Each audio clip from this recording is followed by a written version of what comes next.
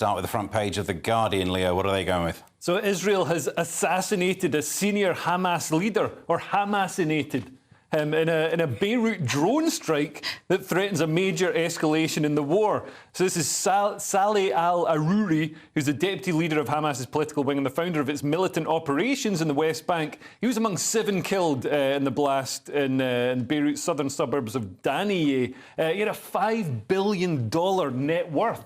There's a lot of money in being a terrorist, apparently. And yeah, he worked hard, he saved up, he invested wisely. Unfortunately, the risk with being a terrorist is you don't get to enjoy your money. You get blown up in a drone strike. But yeah, he's the most senior member of the terror group to have been eliminated so far. And Lebanon's Prime Minister, Najib al-Mikati, has said that this is a new Israeli crime, blah, blah, blah. Obviously, Lebanon and Israel had a war, 15 years or something, or maybe a longer ago now.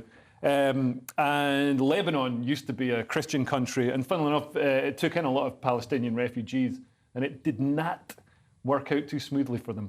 All right, don't spoil the end. I've taped most of it. But do you know what, Cressida, you see this story and you remember so many people talking about the type of retaliation there'll be and that maybe it should be surgical and precision and those kind of things. And that's kind of what we've seen here, and yet the pushback seems to be a bit... Well, it's the right building, isn't it? A Hamas office. Good start. Yeah. Right? But unfortunately, it's in a residential area. I wonder who thought of that.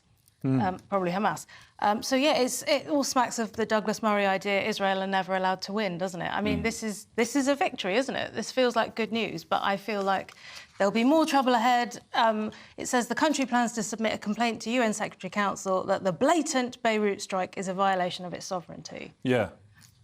But, I mean, it's war, isn't it? Like, I don't know what else they could do other than go after the Hamas targets. Yeah, and it's also a violation of Beirut Council building zoning codes. So if this is a residential area, you shouldn't just be having an office there. Why aren't people getting Hamas on these technicalities? Yeah, I think you've managed to get to the nub of the issue.